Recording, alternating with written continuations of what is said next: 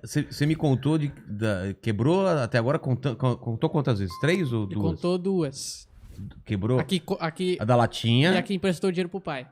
E aí, qual Depois foi a eu próxima? quebrei a primeira vez, quando nós batemos o caminhão, meu irmão pela primeira vez, eu sempre investi na família, eu sempre acreditei no outro.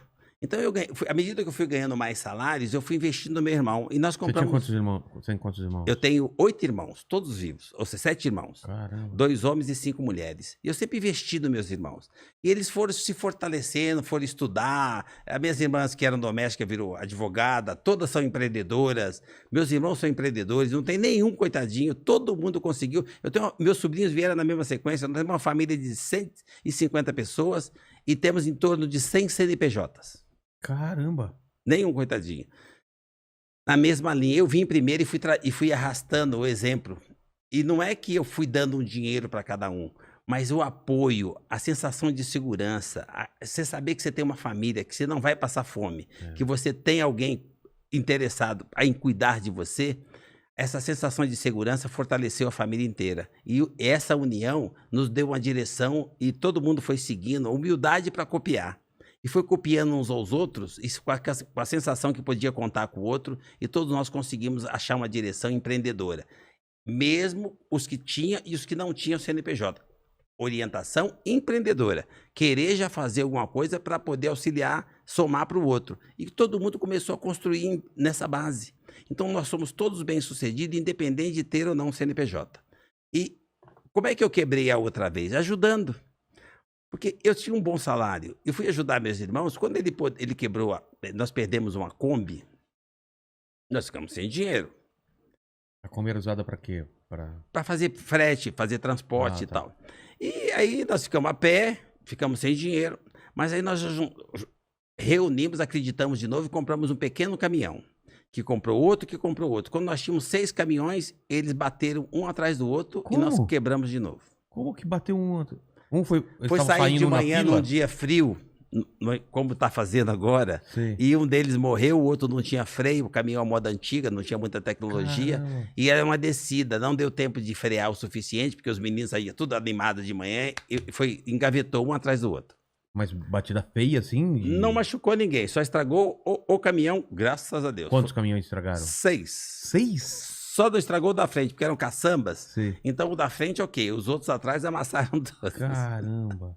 Bom, nós vendemos o que deu para vender e compramos 2 maiores. Aí nós já estamos na 4ª vez. Esses 2 maiores... Não, na 3ª vez. Esses 2 maiores, nós começamos a trabalhar e começamos a ganhar um bom dinheiro. E eu comprei equipamento novo e tal, e nós cometemos uma falha, não fez seguro. Bateu um e tombou o outro dentro de uma quinzena.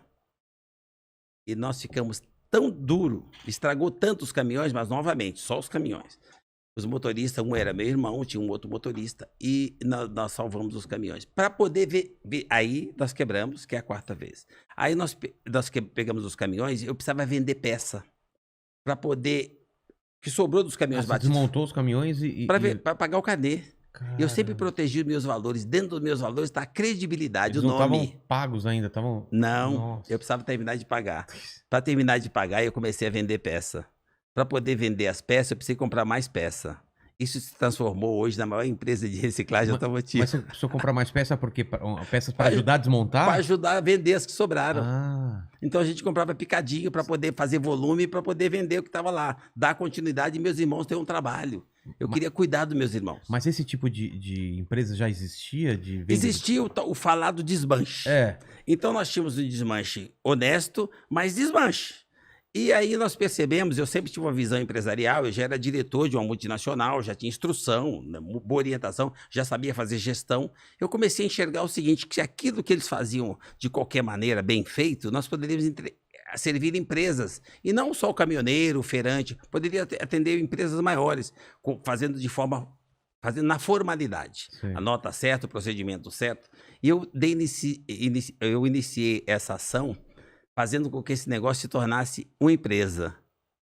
Mas você tinha noção que tinha essa lacuna para você preencher ou foi meio na sorte, assim, de você falar, cara, tem A galera não tá fazendo isso direito, não tá fazendo de forma legal. Eu posso me dar bem nisso. É nessa hora que eu falo pra você, todo lugar que você vê um estrube tem um cavalo. Então aqui tem um problema, aí um problema até social. É. Então, se tem um problema e tá movimentando, então, se você olhar direitinho, mude o ponto de vista e comece a olhar como é que faz. Copia. Eu comecei a pesquisar como é que é lá fora. Esse negócio é gigante lá fora. É? Como é que funciona? Nós começamos a buscar exemplos de aquilo que poderia ser uma empresa. E nós formalizamos aquele negócio. Mas antes disso, nós fomos buscar dinheiro emprestado, bom relacionamento e conseguimos crescer o negócio. Ganhamos, viu que dava muito dinheiro. Meus irmãos se empolgaram, um abriu uma loja de imóveis, o outro comprou uma fazendinha, foi criar boi e a empresa quebrou. Aí que nós quebramos pela 5ª vez. Caramba. E olha de novo, eu precisei voltar lá para poder salvar o nome. Para poder salvar o nome e eu não ficar com o nome sujo, porque a empresa estava no meu nome, eu tive que trabalhar e deixar aquele enxuto, vender tudo que tinha e tal. Só que na hora que eu consegui limpar o nome, eu tirei uma licença no trabalho que eu tinha por 60 dias. Que trabalho que era? Diretor do Grupo Play Center. Ah, é? O saudoso Play Center. É que não faliu. Não o faliu? Play Center existe até hoje. Ele tem um mini Play Center ali na Aricanduva, que é do Dr. Marcelo, Ah, que é? é um dos meus patrões, um cara brilhante. O Play Center foi adquirido por um fundo de investimento. E o fundo fez um aporte e tirou os paqueiros. Tirou os meus patrões, tirou os Sim. diretores e pôs executivo. Gente, quem sabe tocar parque é quem é É. paqueiro. Exatamente. Aí o negócio financeiramente não funcionou, mas o Play Center continuou sendo do meu patrão. Ah, tá. E hoje um deles faleceu, o outro aposentou e e o Dr. Marcelo tem um parque ainda na Aricanduva. Bom, e aí nesse meio tempo, eu fiquei Play Center, negócio. Por que eu fiquei indo e vindo? Não só porque eu consegui limpar o nome em 60 dias, mas por que eu fiquei fazendo os dois trabalhos? Primeiro que eu voltei daquela filosofia, né? O dia tinha 24 horas e eu não precisava mais que 6 para dormir. Então eu conseguia tocar os dois negócios.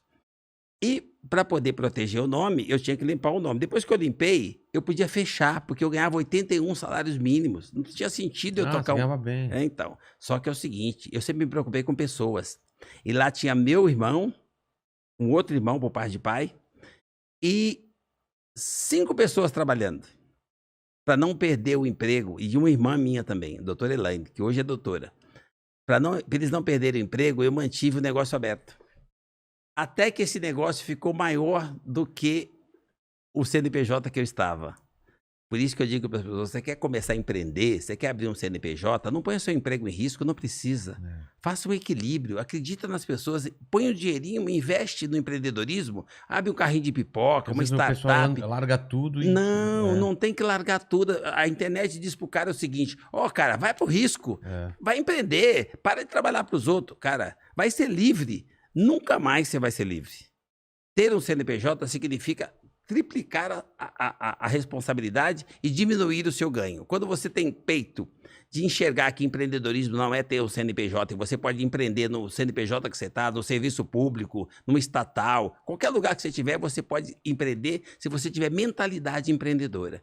E aí, com essa mentalidade, eu consegui deixar a empresa em ordem, só fui para lá quando ela começou a ficar de um jeito que eu não pus em risco a família, e hoje nós temos a maior empresa de reciclagem automotiva da América Latina. Caramba. JR Diesel.